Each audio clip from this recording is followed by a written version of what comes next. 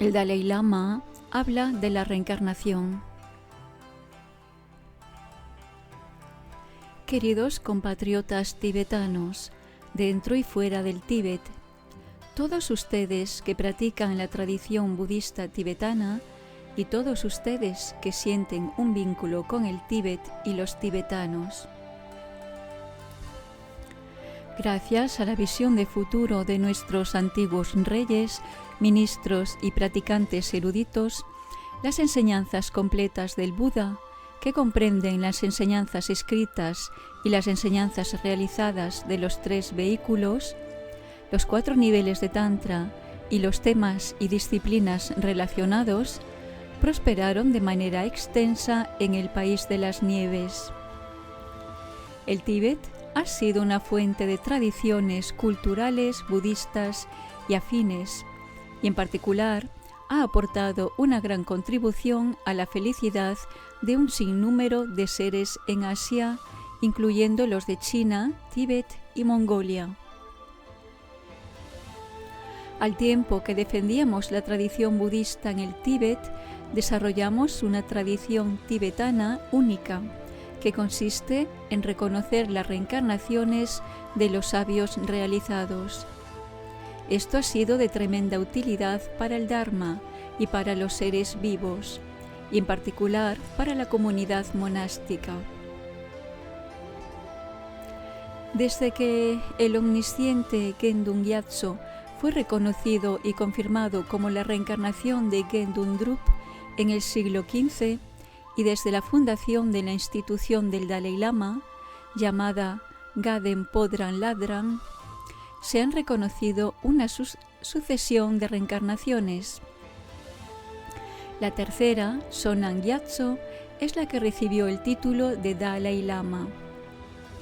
El quinto Dalai Lama, Gawan Lodsan Gyatso, se convirtió en jefe espiritual y político del Tíbet al establecer el gobierno de Gaden Podran en 1642.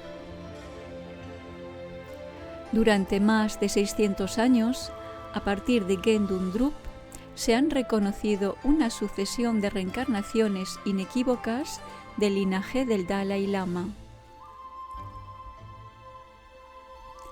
Desde 1642, los Dalai Lamas actuaron como jefes políticos y espirituales del Tíbet durante 369 años. Hoy he puesto fin voluntariamente a esta tradición, orgulloso y satisfecho de que podamos avanzar con el tipo de gobierno democrático que prospera en otras partes del mundo. En efecto, ya en 1969 expliqué claramente que eran los interesados quienes debían decidir si convenía o no que las reencarnaciones del Dalai Lama continuaran en el futuro. Ahora bien, al no existir pautas irrebatibles, si el público expresara un fuerte deseo por la continuación de los Dalai Lamas, se correría obviamente el peligro de que los intereses creados abusaran del sistema de reencarnación para alcanzar sus propias ambiciones políticas. Por consiguiente, mientras yo siga física y mentalmente sano, me parece importante establecer pautas claras para el reconocimiento del próximo Dalai Lama, para no dar cabida a dudas o engaños. Si queremos comprender de forma cabal estas pautas, es indispensable conocer el sistema utilizado para reconocer a los tulkus, así como los conceptos fundamentales que les sirven de base. Por lo tanto, voy a explicarlos brevemente a continuación. Para aceptar la reencarnación o la autenticidad de los tulkus, tenemos que reconocer la existencia de vidas pasadas y futuras. Los seres sensibles llegan a esta vida desde una vida anterior y después de morir vuelven a nacer.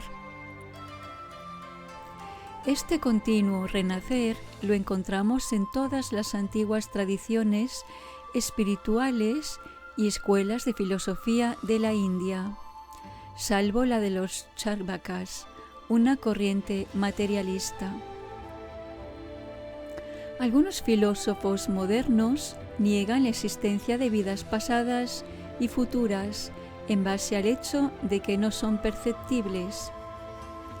Otros no llegan a una conclusión tan tajante. Si bien muchas tradiciones religiosas aceptan el renacimiento, sus opiniones difieren en cuanto a lo que renace, cómo renace y cómo pasa por el periodo de transición entre las dos vidas. Algunas tradiciones religiosas aceptan la perspectiva de vidas futuras, pero rechazan la idea de vidas pasadas. Generalmente, los budistas creemos que no hay un primer nacimiento. Si eliminamos nuestro karma y nuestras emociones destructivas, logramos liberarnos del ciclo de la existencia, y esas condiciones no podrán arrojarnos a un nuevo renacimiento. Por lo tanto, los budistas creen que se puede poner fin a tener que renacer sometidos al karma y a las emociones negativas, pero la mayoría de las escuelas filosóficas no aceptan que el continuo mental tenga un final. Rechazar el renacimiento, pasado y futuro, sería contradictorio con el concepto budista de la base, el camino y el resultado, que refleja el estado más o menos disciplinado de la mente. Si no aceptáramos ese concepto, lógicamente tendríamos que aceptar que el mundo y sus habitantes aparecen sin causas ni condiciones. Por lo tanto, siempre y cuando seas budista, es necesario aceptar las vidas pasadas y futuras. Para aquellos que recuerdan sus vidas pasadas, el renacimiento es algo evidente. Sin embargo, la mayoría de los seres comunes olvidan sus vidas pasadas a medida que van pasando por el proceso que abarca la muerte, el estado intermedio y el renacimiento. Como no perciben bien sus renacimientos pasados y futuros, debemos utilizar pruebas lógicas basadas en los hechos para demostrarles esos renacimientos. Existen muchos argumentos diferentes expuestos en las palabras del Buda y en comentarios ulteriores para demostrar la existencia de vidas pasadas y futuras. En breve, se resumen en 4 puntos. Todo fenómeno ha de ser precedido por un fenómeno de naturaleza similar.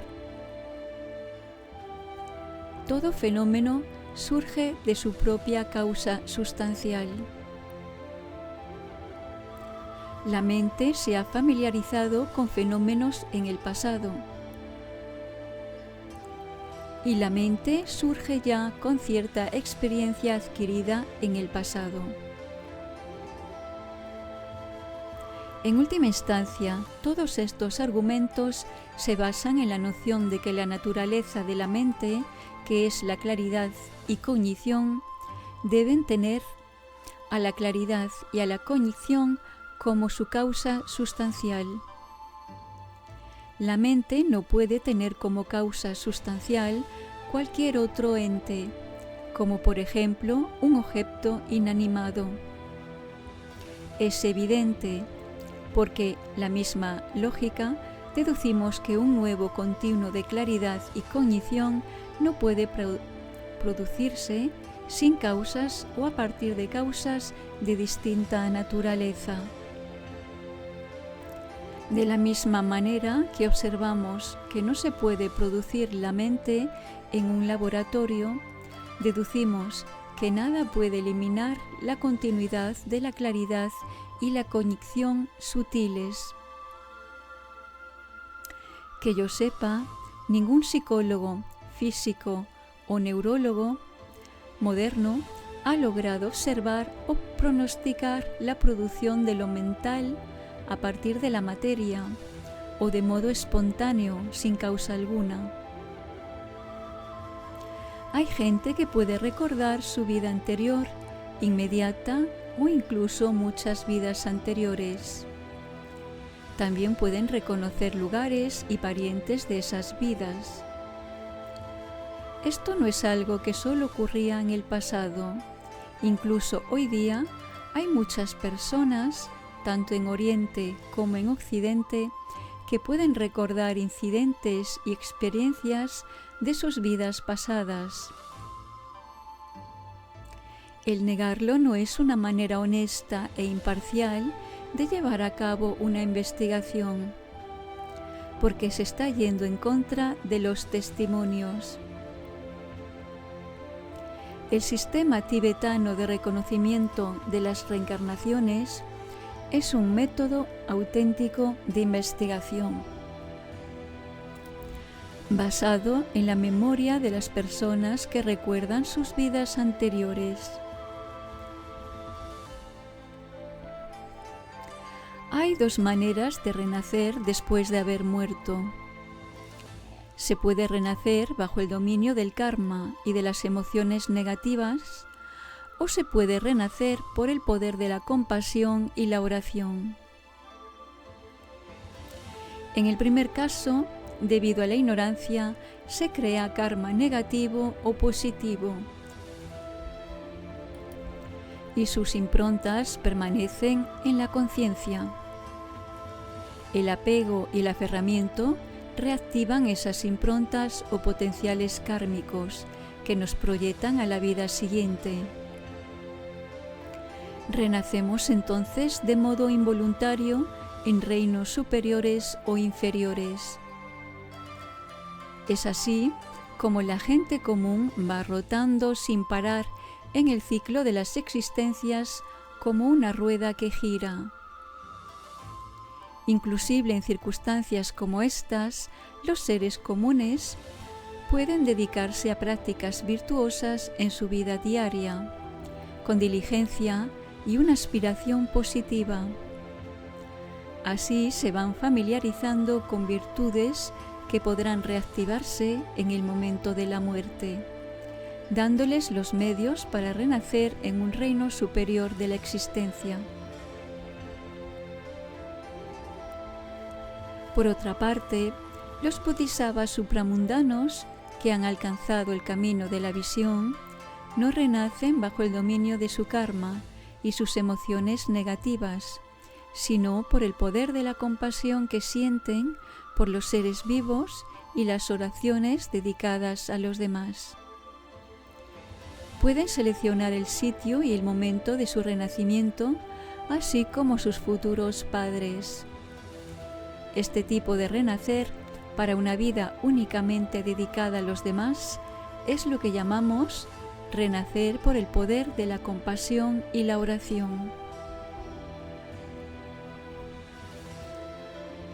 Según parece, la costumbre tibetana de ponerle el apelativo Tulku, cuerpo de emanación de Buda, a reencarnaciones reconocidas, empezó cuando los devotos lo utilizaron como título honorario y luego se volvió una expresión común. En general, el término Tulku indica un aspecto particular del Buda, uno de los 3 o 4 cuerpos descritos en el vehículo del sutra. Según esta explicación de los aspectos del Buda, una persona que está totalmente dominada por las emociones negativas y el karma todavía tiene el potencial para alcanzar el cuerpo de la verdad, Dharmakaya, que incluye el cuerpo de la verdad de la sabiduría y el cuerpo de la verdad de la naturaleza. El primero se refiere a la mente iluminada de un Buda, que ve todo tal como es, de manera simultánea, directa y con precisión. Esa mente ha sido purificada de todas las emociones negativas y sus improntas, gracias a la acumulación de méritos y sabiduría durante un largo período. El segundo, el cuerpo de la verdad de la naturaleza, se refiere a la naturaleza vacía de esa mente omnisciente e iluminada. Conjuntamente, estos dos son aspectos de los Budas para beneficio propio. Puesto que no son directamente accesibles a todos, sino solamente a los otros Budas, es imprescindible que los Budas se manifiesten en formas físicas accesibles a los seres sensibles para poder ayudarlos. Por consiguiente, el aspecto físico definitivo de un Buda es el cuerpo del gozo completo, Sambhogakaya, accesible a los bodhisattvas supramundanos, que tiene 5 aspectos invariables como el morar en el cielo Akanishta. A partir del cuerpo del gozo completo se manifiestan los innumerables cuerpos de emanación o tulkus Nirmanakaya de los Budas, que aparecen con forma celeste o humana y son asequibles incluso para los seres comunes. Estos dos aspectos físicos del Buda se llaman cuerpos de forma y están destinados a ayudar a los seres. Existen 3 tipos de cuerpo de emanación.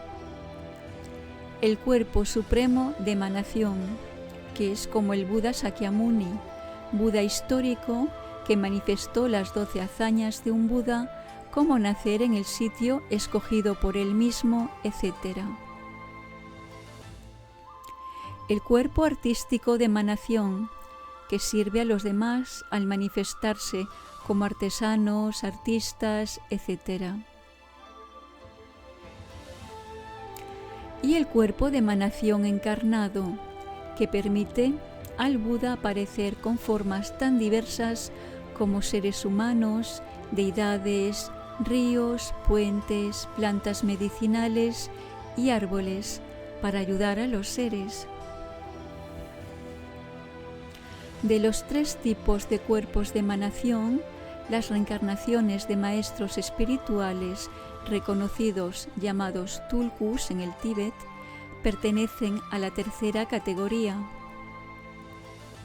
Entre los tulkus, muchos pueden ser cuerpos de emanación de Buda verdaderamente capacitados, pero no todos lo son necesariamente. Entre los tulkus del Tíbet, puede que algunos sean reencarnaciones de bodhisattvas superiores, pero otros serán únicamente de bodhisattvas en los caminos de acumulación y preparación, y también de maestros que aún no han entrado en esos caminos de bodhisattvas. Por lo tanto, el título de tulku se otorga a los lamas reencarnados, o porque se asemejan a seres iluminados, o porque tienen una relación con ciertos atributos de los seres iluminados. Como dice Jamyang Khyentse Wangpo, la reencarnación es lo que ocurre cuando alguien renace después de la muerte del predecesor. La emanación es cuando hay manifestaciones sin que la fuente haya fallecido. La práctica de reconocer quién es quién, identificando la vida previa de alguien, ocurrió incluso cuando el mismo Buda Sakyamuni estaba vivo. Muchos relatos se encuentran en las 4 secciones Agama del Vinaya Pitaka, las historias Jataka, el Sutra de los Sabios y los Necios, el Sutra de los 100 Karmas y otros sutras en los que el Tathagata reveló el funcionamiento del karma, contando innumerables historias sobre cómo los efectos de ciertos karmas creados en una vida pasada son experimentados por una persona en su vida presente. Además, en las biografías de los maestros indios que vivieron después del Buda, muchos revelan sus lugares de nacimiento anteriores. Hay muchas historias de este tipo, pero el sistema de reconocimiento y numeración de sus reencarnaciones no ocurrió en la India. Antes de llegar el budismo al Tíbet, la creencia en las vidas pasadas y futuras ya existía en la tradición Bon autóctona. A partir del momento de la extensión del budismo por todo el país, prácticamente todos los tibetanos creyeron en las vidas pasadas y porvenir. Prosperó la costumbre de investigar las reencarnaciones de maestros espirituales, defensores del Dharma, y de dedicarles oraciones fervientes. Muchas escrituras auténticas y libros tibetanos autóctonos, como el Mani Kabum y las enseñanzas quíntuples Katang, y otros más como los libros de los discípulos Kadam y la guirnalda de joyas, respuestas a dudas, compuesto por el incomparable maestro indio Dipankara Atisha en el siglo XI en el Tíbet, relatan las reencarnaciones del Arya Avalokitesvara Chenrezig, el Bodhisattva de la compasión. No obstante, la tradición actual de reconocer formalmente las reencarnaciones de maestros empezó a principios del siglo XIII, con el reconocimiento del Karmapa Pachi, como reencarnación del Karmapa Dusong Khenpa por sus discípulos, según su profecía. Desde entonces, se han sucedido 17 encarnaciones Karmapa en el curso de más de 900 años. Asimismo, desde que Kunga Sangmo fue reconocida como la reencarnación de Kandro Choki Drongme en el siglo XV, ha habido más de 10 encarnaciones de Sandin Dorje Pamo. Entre los tulkus reconocidos en el Tíbet hay monjes, monjas y practicantes tántricos laicos de ambos sexos. El sistema de reconocer las reencarnaciones se extendió poco a poco a otras tradiciones budistas, tibetanas y al Bon. Hoy en día, en todas las tradiciones budistas tibetanas, los Sakya, Gelug, Kagyu y Nyingma, así como los Yonang y Bodong, se encuentran tulkus reconocidos al servicio del Dharma. También es evidente que hay algunos tulkus que son una vergüenza. El omnisciente Gedun Drup, discípulo directo de Ye Tsongkhapa, fundó el monasterio de Tashi Lumpo en Tsang y se ocupó de sus estudiantes. Murió en 1474 a los 84 años. Al principio no se hizo un esfuerzo para encontrar su reencarnación, pero la gente tuvo que reconocer a Sangye Chopel, un niño nacido en Tanak, Sang, en 1476, por los recuerdos intachables y asombrosos que relataba de su vida anterior. A partir de entonces se volvió una tradición que el Gaden Podrang Ladrang y más tarde el gobierno Gaden Podrang buscaran y reconocieran las reencarnaciones sucesivas de los Dalai Lamas.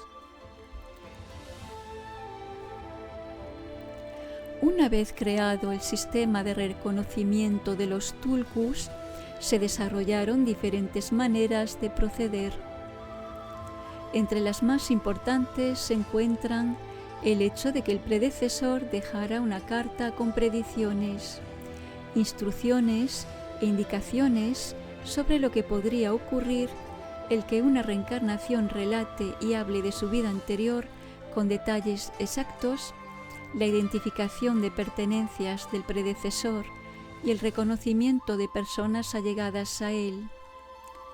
Además, hay modos adicionales como el pedir una adivinación a maestros espirituales fidedignos, consultar a oráculos terrenales que hablan a través de médiums en trance y observar las visiones que se manifiestan en los lagos sagrados de los protectores, como el lago Lamoilaxo, un lago sagrado al sur de Lhasa.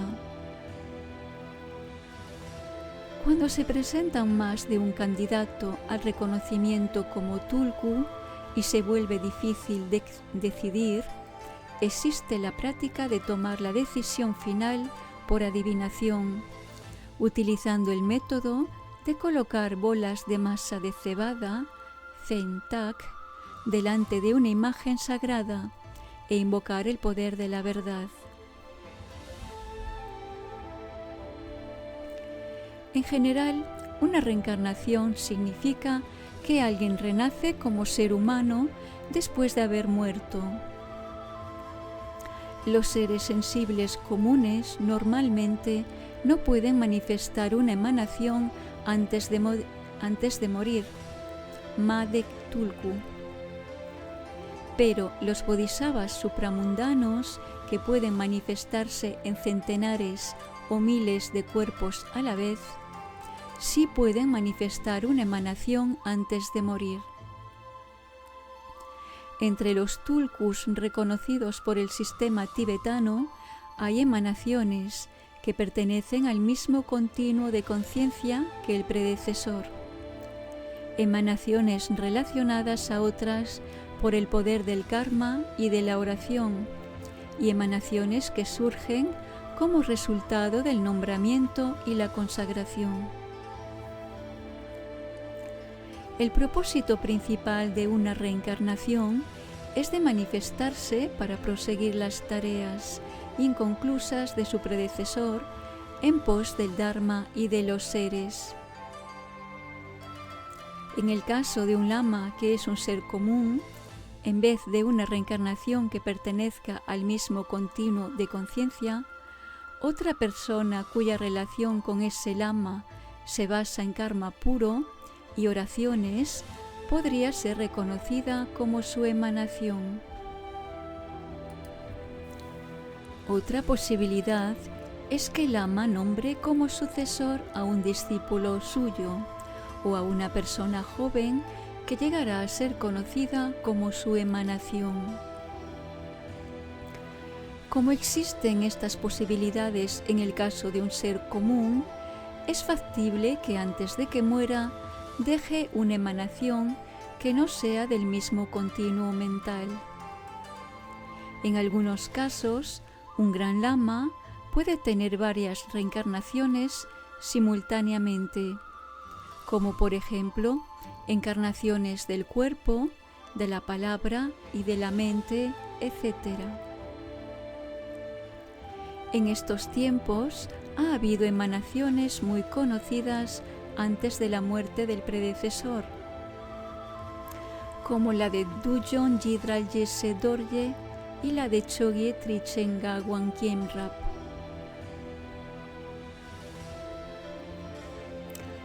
A medida que empeora esta era de la degeneración, y por ser reconocidas múltiples reencarnaciones de grandes lamas, algunas por motivos políticos, un número creciente han sido reconocidas por medios inapropiados y muy discutibles, lo que ha causado un gran daño al Dharma. Durante el conflicto entre el Tíbet y los Gurkhas 1791-1793, el gobierno tibetano tuvo que pedir ayuda militar a los manchú. Gracias a ello, las tropas gurkhas fueron expulsadas del Tíbet, pero después los oficiales manchú presentaron una propuesta en 29 puntos con el pretexto de mejorar el desempeño de la administración del gobierno tibetano. La propuesta contenía la sugerencia de echar suertes en una urna dorada para determinar las reencarnaciones de los Dalai Lamas, Panchen Lamas y Hutukus, título mongol otorgado a grandes lamas. Por lo tanto, se aplicó este procedimiento para reconocer algunas reencarnaciones del Dalai Lama, del Panchen Lama y de otros grandes lamas. El octavo Dalai Lama, Gyalpa Gyatso, redactó el ritual para el uso de la urna. No obstante, a pesar de haber sido introducido, este sistema no fue utilizado en el caso del noveno y del 13º, ni tampoco en mi caso, el 14º Dalai Lama. Incluso en el caso del 10º Dalai Lama, la reencarnación auténtica ya se había encontrado, y ese procedimiento no fue utilizado en realidad. Pero para complacer a los manchús, se anunció que sí se había sido observado. El sistema de la urna dorada solo se utilizó verdaderamente en los casos del 11º y 12º Dalai Lamas. Pero también el 12º Dalai Lama había sido ya reconocido antes de emplearse este procedimiento. En realidad, solo una vez se ha reconocido un Dalai Lama utilizando la urna. Asimismo, entre las reencarnaciones del Panchen Lama, excepto la octava y la novena, no hay más casos de utilización de ese método. El sistema fue impuesto por los manchús, pero los tibetanos no confiaban en él, porque no tenía atributos espirituales. No obstante, de ser utilizado de buena fe, podría considerarse como algo similar al método de adivinación que usa bolas de masa Zentak. En 1880, durante el reconocimiento del 13º Dalai Lama como la reencarnación del 12º, todavía existen rastros de la relación sacerdote-patrón entre el Tíbet y los manchús. Al ser reconocido como reencarnación indudable por el octavo Panchen Lama, por las predicciones de los oráculos de Nechung y de Samye, y por las visiones que aparecían en el lago Lamo y Lazo, no se utilizó el método de la urna dorada. Esto se desprende claramente del testamento final del 13º Dalai Lama, fechado del año del simio de agua, 1933, donde escribe que, como todos lo saben, no fui escogido del modo usual, echando suertes en la urna dorada. Mi encarnación fue predicha y adivinada. Conforme a estas adivinaciones y profecías, fui reconocido como reencarnación del Dalai Lama y entronizado. Cuando me reconocieron como 14ª encarnación del Dalai Lama en 1939, la relación de sacerdote-patrón entre el Tíbet y China ya había terminado. Por lo tanto, no fue necesario confirmar la reencarnación por medio de la urna dorada. Es bien sabido que el entonces regente del Tíbet y la Asamblea Nacional Tibetana habían seguido el procedimiento para reconocer la reencarnación del Dalai Lama, teniendo en cuenta las predicciones de altos lamas, los oráculos y las visiones vistas en el lago Lamo Lazo. Los chinos no participaron de ninguna manera. Sin embargo, más tarde, algunos oficiales interesados del Kuomintang divulgaron mentiras astuciosas en la prensa, pretendiendo haber convenido en renunciar al uso de la urna dorada y afirmando que Gu Chun-qing presidió mi entronización, etc. Esta mentira fue desvelada en la segunda sesión del quinto Congreso Popular de la Región Autónoma del Tíbet el 31 de julio de 1989 por Gabo Gawangyime, vicepresidente del Comité Permanente del Congreso Popular Nacional, considerado en la República Popular de China como persona muy progresista. Esto se ve de manera muy clara al final de su discurso, donde explica y relata los hechos con detalles y pruebas documentales y les interpela diciendo: ¿qué necesidad hay de que el Partido Comunista siga el ejemplo y perpetúe las mentiras del Kuomintang? En las últimas décadas hubo casos de administradores y responsables del patrimonio considerable de algunos lamas, que se permitieron el uso de métodos inapropiados para reconocer las reencarnaciones, lo que ha socavado el Dharma, la comunidad monástica y nuestra sociedad.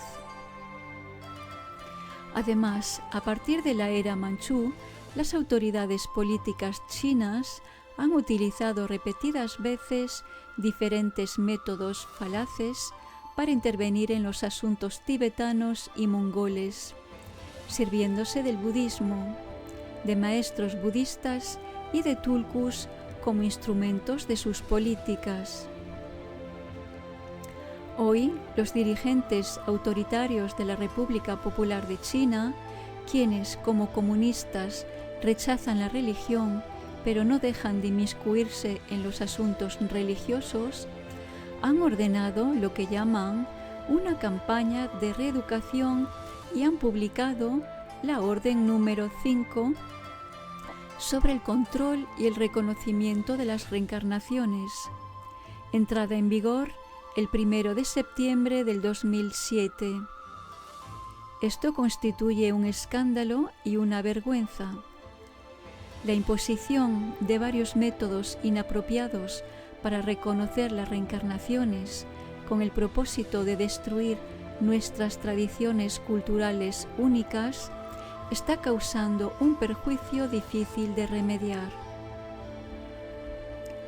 Es más, dicen que están esperando que yo muera para reconocer un 15º Dalai Lama escogido por ellos.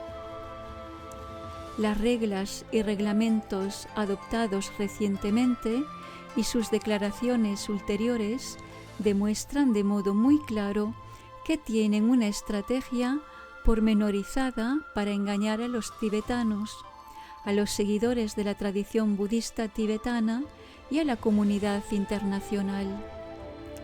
Por ello, puesto que tengo la responsabilidad de proteger al Dharma y a los seres sensibles y de oponerme a este tipo de intriga, quiero hacer la siguiente declaración. Como ya he dicho anteriormente, la reencarnación es un fenómeno que debe ocurrir por medio de la decisión voluntaria de la persona interesada o cuanto menos por la fuerza de su karma, sus méritos y sus plegarias. Por ende, solo la persona que se reencarna tiene legítima autoridad para decidir dónde o cómo renacerá y cómo se ha de reconocer esa reencarnación. La realidad es que nadie puede obligar a la persona interesada ni manipularla. Para los chinos comunistas, que rechazan explícitamente incluso la existencia de vidas pasadas o futuras, sin hablar del concepto de tulkus reencarnados, el inmiscuirse en el sistema de reencarnación y especialmente en las reencarnaciones de los Dalai Lamas y Panchen Lamas está particularmente fuera de lugar. Esta cínica injerencia está en conflicto con su propia ideología política y demuestra el doble rasero que emplean. Si se perpetúa esta situación, será imposible para los tibetanos y los seguidores de la tradición budista tibetana aceptarla. Cuando me vaya acercando a los 90 años, consultaré a los grandes lamas de las tradiciones budistas tibetanas, al público tibetano y a otras personas interesadas que profesan el budismo tibetano, y volveré a considerar si la institución del Dalai Lama debe continuar o no. En ese momento se tomará una decisión. Si se decide que debe continuar la reencarnación del Dalai Lama y si es necesario reconocer al 15º Dalai Lama, la responsabilidad recaerá principalmente sobre los funcionarios pertinentes de la Fundación Gaden Podran Trust del Dalai Lama. Deberán consultar a los jefes de las tradiciones budistas tibetanas y a los protectores jurados del Dharma, que están inseparablemente vinculados con el linaje de los Dalai Lamas. Deberán dejarse aconsejar y guiar por estas personas y deberán aplicar los procedimientos de búsqueda y reconocimiento de acuerdo con la tradición. Dejaré instrucciones muy claras por escrito. Tengan bien presente que si la reencarnación no es reconocida por estos métodos legítimos, no deberán reconocer ni aceptar a ningún candidato escogido con fines políticos, sea quien sea, ni siquiera a los que nazcan en la República Popular de China. Firmado el Dalai Lama.